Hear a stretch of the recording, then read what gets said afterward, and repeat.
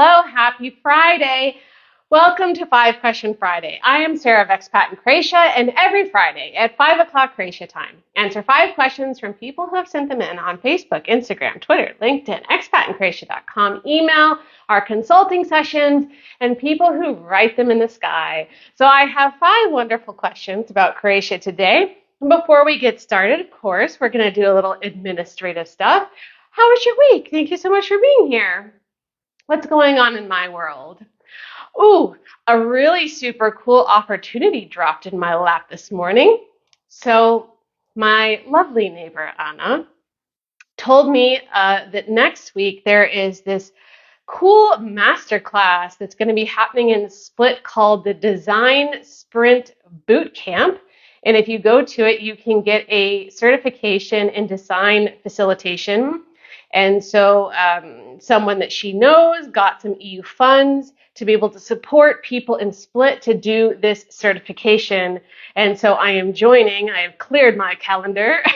That was not easy, but totally worth it.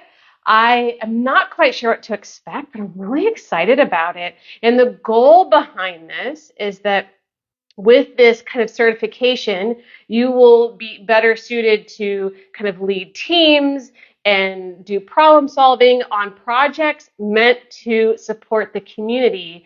And the people who have already done this certification are up in Zagreb, but that doesn't do much for people in Split. So they want more people in Split to have this certification. And sign me up. If it's to help Split, I'm absolutely on board. So I'm pretty jazzed about that. So I will tell you more about that on next Friday, because by next Friday, I will be on the other side of that masterclass and I will have a much better idea on what that's going to look like. What else? Oh, I was supposed to go to Hawaii tomorrow. I was pretty jazzed about that. I got kind of a last minute invitation to go on a safari and a visit to a winery, but now it's been canceled because of the dumb old weather. Oof. We're still in spring where everything is completely unpredictable. What else do I have to tell you? Oh, I mean, I can tell you more about this next Friday, but I'm just so excited. I would like to tell you now about it. You'll hear more about it. So I have a 2-week trip planned. I'm leaving at the absolute crack of dawn on May 13th. I just found that out today, to take a 7-hour ferry to Mali Lošinj. And then I will stay overnight one night, and then I'm going to the island of Susak. So I'm going to visit one of our wonderful fans out there, Marina, whose family is from Susak, and she's had this standing invitation, and we just haven't been able to make it work. So I'm really excited to finally be going out to Susak, which is the most remote island in Croatia. It only has about 80 year-round residents, and based on what little I know of the island so far, it is truly special. And Marina told me that it's the only all sand island, one thing, and also the island is kind of like a giant crystal. And she told me this story about how her son was out walking around and he discovered this giant crystal, like in one big hunk. It was so big they could not get it through the front door, and so they had to break it in half to get it inside the house. Apparently, this was kind of like a wellness hub at some point in history. I promise I will know much more about the island after I come back. I'll do all my due diligence, and I'm certain that I'm going to hear tons and tons of stories while I'm there. So I look forward to sharing that with you. And then I come back to Lošinj after Susak, and then I'm doing another Croatian language immersion course with the Croatian Language School, which I did back in September, if you remember. So I'm pretty jazzed about that. I really loved doing it the last time. So now this is round 2. So I'll definitely tell you how round 2 goes and how that experience differs from the first time.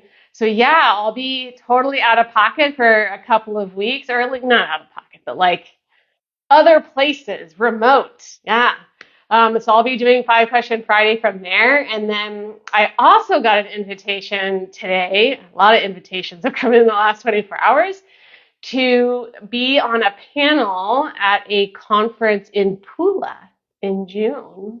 So I will let you know when I have more information on that in case you're in the Istria, Rijeka, Kvarner area, or maybe you're just like, hey, I'll come to Pula and say hi. Yeah. So I'm going to be on a panel that's focused on foreigners who have come to Croatia and built businesses here, but they have no Croatian heritage at all. And it looks like my buddy Don's going to be the moderator, and I'm excited to be on any panel that Don is moderating. So that is all the news I have for today, I think. Oh, no, I have one last one. So the U.S. Embassy is doing a meet and greet on Monday in Split. I will be at that. So if any of you are in Split, Americans out there, I don't know if you can still register. I registered a couple of weeks ago to be at that meet and greet. But if you don't know anything about it, check out the U.S. Embassy page, and they'll have information on how you can register to be at that meet and greet. And if you're there, say hi. I will be there. Okay, questions, shall we? All right, if you have any questions that just kind of pop into your head while we're here, you're welcome to drop them down in the comments, and I'll answer them in real time. All right, let's get started with the first one. So this, by the way, I've been dealing with some kind of allergy thing for a couple weeks that I have not been able to kick. And so I just kind of feel like I'm being slowly choked to death right now. I'm probably going to have to go for the water a number of times today. Okay, so I'm going to go ahead and do that now, since the whole purpose of me being here is to talk. All right. This first question comes from someone on Instagram. Their handle is EuropeA101.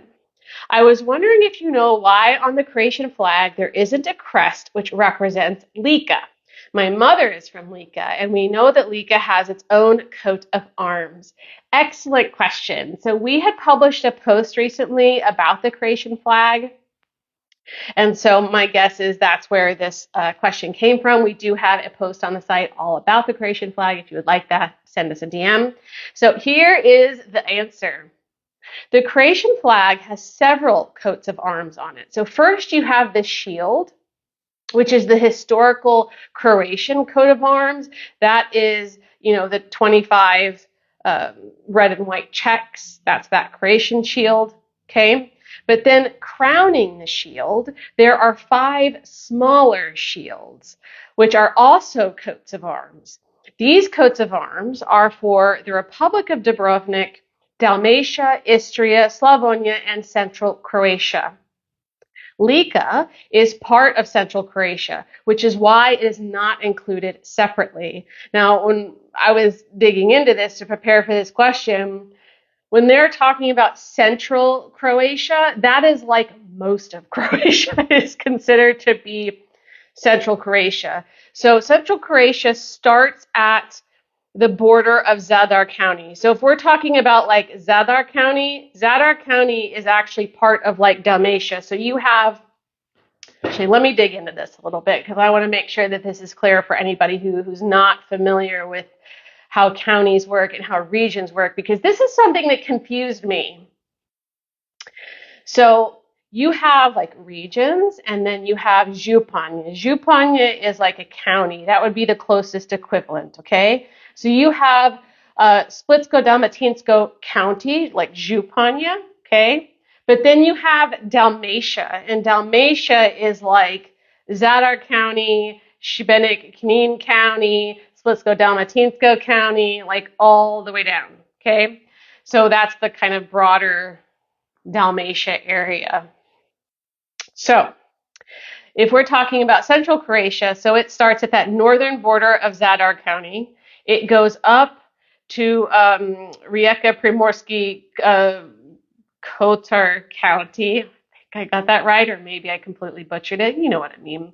All the Kvarner Islands, and then it goes up to Zagreb. So Zagreb County, Karlovac, all of that, all the way up the Slovenian border to the Hungarian border. That is all considered to be Central Croatia. So anything that is not Istria, not Dalmatia, not Dubrovnik, and not Slavonia is considered Central Croatia. So that is why Lika does not have its own separate coat of arms, because it's part of that broader Central Croatia area. So as a reminder, we do have a post on the flag Additionally, there is an image that we were able to find that highlights central Croatia. So if you'd like to see what that actually looks like, send us a DM and we can send that over to you as well. Okay, we have a question. Do you have any tips for me and my girlfriend who want to go to Croatia for holiday? Yes. So, I could go on for days about this, but I'll give you a few quick hits. Okay? So one, spend as much time here as you possibly can. Truly. So a lot of people come here like either on a cruise ship for a day, or maybe they come for like 3 or 4 days or something, and then they're like, oh, we're going to go to their countries. Give Croatia as much time as you can possibly give it. Okay? And also, don't spend the entire time just going down a checklist of different attractions and historical sites that TripAdvisor is telling you you need to go and see. Because if you're, I'm glad I gave you that disclaimer. Because if you're focused on going down this checklist, you are not going to experience Croatia as it is meant to be experienced. Okay?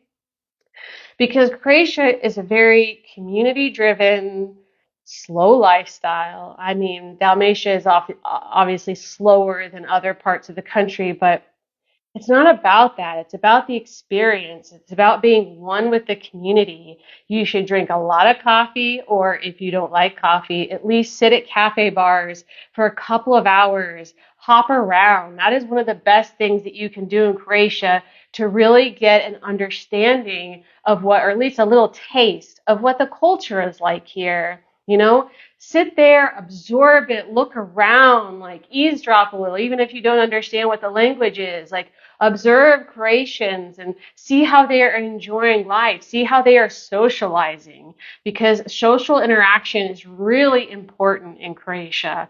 Like, usually phones are used to set up coffee dates so you can go and sit there and give your attention to each other and have conversations and chats and laugh and cry and do whatever and strengthen your bond, essentially. So don't take that lightly. You know, I understand there are nice historical things to see in Croatia, but don't stress about seeing all of them. You want to see what real Croatian life is like. And on that note, in addition to, you know, sitting at a cafe bar and absorbing that, also walk around, walk as much as you possibly can, no matter where you are, because that's how you're going to really see the different sides to Croatia. And also, don't limit yourself to just the city center. Like, there is lots that's not in the traditional city center. I'll give you 2 examples. Yeah, 2 examples. I'll give you a Split example. I'll give you a Zagreb example. So Split in particular, everyone gravitates to the old city, and that makes sense. I understand that. And then you have a bunch of people that gravitate to Marian Hill, which I posted a video from Marian Hill. I was there on Saturday, yesterday. If you didn't see that, go take a look. And that makes sense, again. But you know what? There's so much to see outside of the city centers. Like, Split in particular, one of my favorite things to do is to walk along the coast, because you can walk the entire circumference of Split's coastline, like, uninterrupted, which is amazing. I know there's a little bit of construction towards the end where Gianna is, but you can still get through, you know? But that's something that I would encourage you to do. Don't rush, like, really just take it slow, and you can stop at cafe bars along the way. Now in Zagreb, like, you have Maksimir. Maksimir is a giant park. And I would say that park really is an understatement. It just feels like you're in another world in the middle of a forest. It's quite large, but if you just focus on the city center in Zagreb, you wouldn't know that it's there. And it's definitely worth a visit. So I would say think outside the box. The other advantage to not trying to hit all of those famous sites is that you're not going to be surrounded by tourists. You know, that can be really stressful, to be standing in lines and jockeying for position. And That way you can kind of experience Croatia at your own pace rather than being in that hamster wheel of, we got to do this, we got to do, So be too strict on yourself. Don't give yourself assignments. Don't give yourself homework, because if you're coming to Croatia on holidays, you're on holidays. So take everything super easy. So like I said, I could probably go on for much longer about that, but those would be kind of the quick hits to kind of think about. If you have any more specific questions, just let me know. All right. So next question comes from Andrew on the 5-Question Friday forum. Do I require an EORI number to ship my household belongings to Croatia? My wife will be a returning citizen after 40 years in Canada. First, congratulations on coming back to Croatia. So Andrew actually wrote us back a couple days later and said that he figured out the answer to the question, but that didn't seem like a reason not to share the answer with you here today. Okay? So I'm going to answer this in an expat in Croatia style. So I'm going to explain what an EORI number is and then dig into who needs that kind of thing. So this is used to identify entities and people to which custom regulations apply. So anyone who intends to carry out activities under the jurisdiction of customs legislation of the European Union. So import, export, or transit. In any of those situations, you have to have an EORI number. I cannot say it faster than that. Natural persons residing in Croatia are exempt from the obligation to have one of these numbers when they export or import for their personal needs.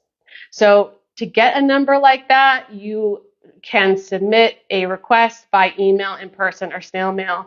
Now, if you are importing like a container or something, then the shipping company most likely is going to be the one who's going to request that on your behalf anyways. But if you're doing an import or an export on your own, or you have a company, then that's something that you're going to have to request yourself.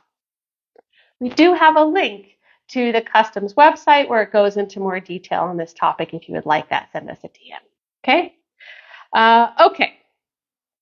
So next question comes from Hari on the 5-Question Friday forum. What do I need to know when buying a car in Croatia? Great question. So there are, of course, lots of things to know. I've just kind of plucked out a few of the biggest wins in terms of things that you really need to be aware of. So anyone can buy a car, but not everyone can register a car. Only registered residents in Croatia with a Croatia ID, with a Croatian address, can register a car. And that being said, there are dealerships that will actually say, no, we're not even going to allow you to buy a car without a Croatia ID with a Croatia address. Because technically, even though there's not a law against you buying a car if you don't have residence in Croatia, you're not able to register it, which means it would be illegal to drive. So keep that in mind. If you are a foreigner on a residence permit, your car registration is tied to your residence permit. So if your residence permit has 8 months left, your car is only going to be registered for 8 months until the end. It is not recommended to buy a used car abroad if it's less than 14,000 euros, because you may save like 1,000 to 2,000 euros on the purchase, but you're not going to have any guarantees if something's going to go wrong. So like, let's say that you buy a car in France, and a used car in France, and you bring it back to Croatia. If you end up having problems with it, then you're going to have to go back to France or, get a lawyer to be able to deal with that. And then that offsets that savings that you had. It can be worth it. It can be worth it to purchase a luxury car from another EU or EEA member state if it's more than 20,000 euros. So in that case, you could have a higher amount of savings, like 2,000 to 3,000 euros. But it's always best to kind of go through a dealer because you're going to get a warranty that way. You should always ask for a proof of ownership so you can see how many other people have owned the car before you or before the person who's selling it to you. You can check the kilometers at a technical inspection station because sometimes people fudge the numbers, and if you take it to a technical inspection station, they can check to make sure that the kilometers are accurate. And the technical inspection station, which is called Technici Pregled, that's actually where you get the car registered and inspected on an annual basis. The last thing I want to mention is Car Vertical. So Car Vertical is a site where you can pay like a small fee and you put in the VIN number and it's going to give you the car history. So it'll tell you if it's been in any accidents, which is a really important thing to check because just because a car looks fine does not mean that it hasn't been in any accidents. And it's not unusual for people to hide that information.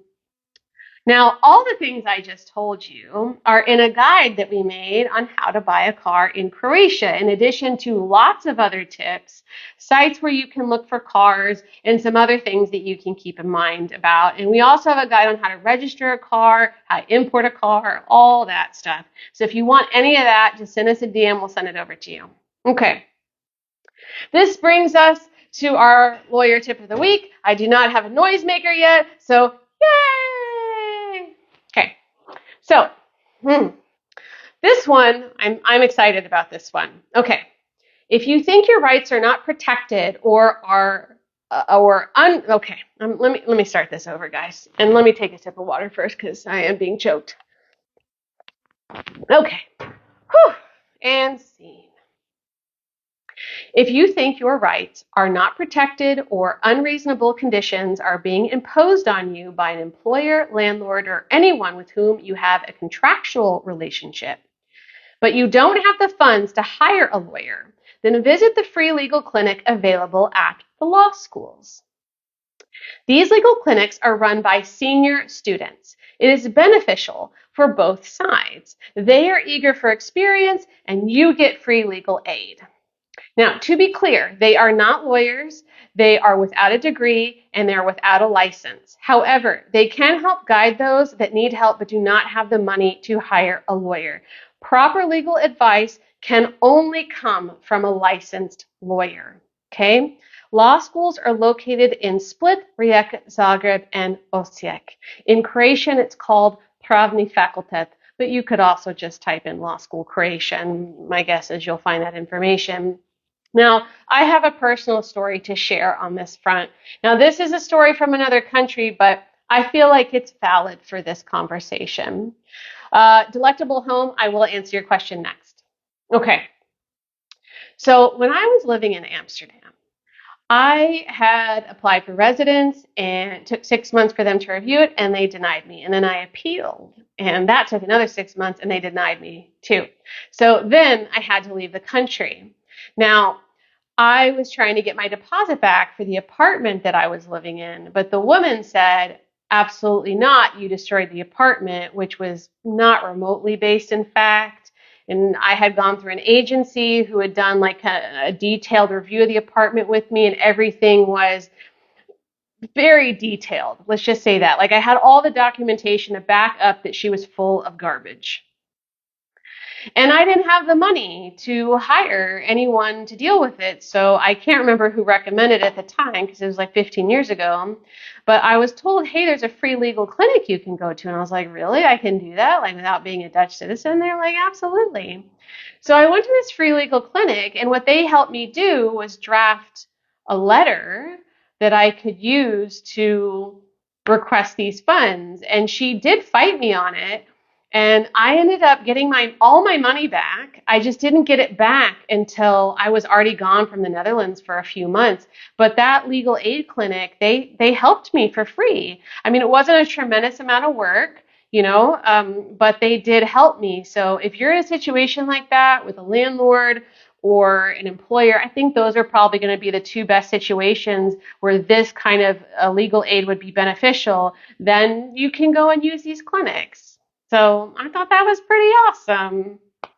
If you would like a link to any of the law schools, if you're having a hard time finding any of them, shoot us an email. We will send you the contact information, all right? Okay, so we have a question from Delectable Home. Let me scroll up. What cell phone service do you use? I'm happy to tell you. I use Ayadan. A1. I've been using them for a long time. When I first came to Croatia, I was using Hrvatski Telekom, which is like the Croatian T-Mobile. My experience with their customer service was horrendous. And every time I went into a T-Mobile shop, I was there like 2 hours waiting to talk to somebody. I switched to Adyedan, I don't know, 5, 6 years ago, maybe more now, and I love them. They speak English to me on the phone. They speak English to me when I go in to do anything. I've never had to wait more than 20 minutes, like never. And usually it's less than that. I've been very happy with my service with them. They called me once a couple of years ago and said, hey, would you like faster internet and a discount? And I was like, yeah. And they showed up and they gave me a new router. And that happened within like 3 days. Like I was absolutely amazed. There's always some discount to be had. Generally speaking, I don't have anything bad to say about Ayyadan. Actually, I have one other good story to tell you about them. Okay. So I needed to get a new phone because this one was just too old and I needed a new one.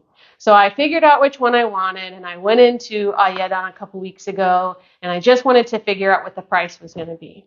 So the woman gave me a price and she wrote it down on like the Ayyadan letterhead or whatever. And I was like, okay. I went home, I thought about it and I was like, okay, next day I'm going to go get this phone. I'm ready to make this decision. I went to a different Ayyadan location, and the woman said, it's actually 80 euros more. I don't know where this woman got this price. Maybe in the last 24 hours, our systems have updated, but I can't view this price. And I was like, well, it's already a pretty expensive phone. Is there anything that can be done here? And she said, you know what? I'm going to take care of this for you. So she said, look, give me your phone number. I'm going to message you once I have it sorted out. I was like, awesome. So she messaged me the next day because I was already in there at the end of the day. And she said, Sarah, look, I've escalated it to a different department. It's not quite done yet. This was a Friday, but I just want to let you know that it's in process. I haven't forgotten about you. She messaged me on Monday afternoon, said, Sarah, it's all ready. I got your discount. You can come in and take care of it. It's all here waiting for you. And I was like, that's so nice. So I did text with her in Croatian, even though she texted me in English. Because if I'm texting, I can absolutely do Croatian.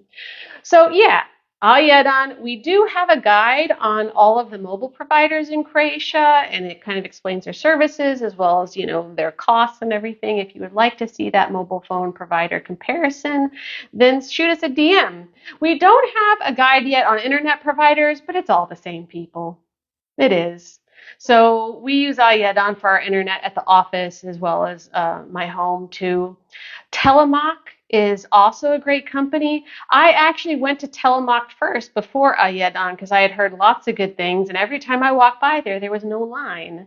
But they were in the middle of transferring to 5G, and they were like, well, you can sign up now, but we can't port your number for like 6 weeks. And I was like, I can't wait. So that's why I ended up at Ayyadan, and I have never looked back. Okay. That is my spiel. Okay, our next question comes from Jace on the 5 Question Friday forum. If my embassy notifies me that my citizenship application is denied, I understand we have 30 days to appeal. When does that 30 days begin? Okay, first I have to clarify. You cannot appeal a denial. So in Croatia, look, I'm not going to say this is an across the board because that would be not based on fact. Well, it would not be based on the knowledge that I have. When we're talking about residence applications and we're talking about citizenship applications, if you are denied, you cannot appeal it. That decision is final. What you can do is file an administrative dispute. So if you feel that you were treated unfairly or incorrectly under the law, or there was some kind of flaw in the procedure, you can file an administrative dispute within 30 days. But that is it. It's not going to change the outcome, okay? Now, as far as when the 30 days starts, it starts from the day after you receive the decision of denial. So it's not the date of the decision, it's the date after you receive it. Because if you got a denial from a consulate, it's very unlikely that you will get that decision immediately. There may be a delay in how long that takes for them to get that to you. So that is the answer to that question. Now, on citizenship, we have all of the guides. So if you need any of those, or you're just not sure if you qualify for citizenship, send us a DM. Cam will hook you up. All right. So next, is this our last question? Yes, it is. We are at number 5. All right. This comes from Yosif on the 5 Question Friday forum. I often travel by car to Croatia and am looking for a companion who is willing to share the travel expenses. So there's an excellent app called BlaBlaCar, which is very popular in Croatia. So BlaBlaCar is a ride share app. So if you are, let's say you're going to Zagreb, split to Zagreb, and you're like, I want to ride with somebody, you can go into the app and see if there's anybody else who is driving to Zagreb, and then you can hop into their car, their vehicle. The same goes that if you're a driver, let's say you're driving from Rijeka to Osijek, and you want someone to help you pay for gas and tolls, you can go on BlaBlaCar and you can say, hey, I have room for 3 passengers, and you can try and fill up your car. So it all works in cash. You make an arrangement with the driver, or vice versa. You make an arrangement with the passenger on the amount of contribution, which again is usually just to split gas and tolls, and then you pay them at the end of the trip. That's how it works. So I know a lot of people who have used BlaBlaCar. I ended up accidentally ending up in a BlaBlaCar without knowing that that had happened, and it all worked just fine. So that's about it. Oh yeah. The example price is for 400 kilometers, about 25 to 30 euros. So when I did it, I went Zagreb to Split, and I just paid for the toll, which was, I think, 24 euros. It's BlaBlaCar, but if you would like a link, we will send it to you. Okay, that's it, guys. Thank you so much for being here. And I hope that you enjoyed those questions. If you have a burning question that you would like to know about Croatia, send us a DM, drop us a comment on the replay, shout it from the rooftops, write it in the sky. I don't know, put it around a cat's neck and drop it on my doorstep. Open to answering the weirdest questions possible. That's what we love doing. But we'll do all the boring ones too. That's it, guys. So I will see you next Friday. And that's it. I hope you have a great weekend. Vimos. Thank you so much for being here. Ciao.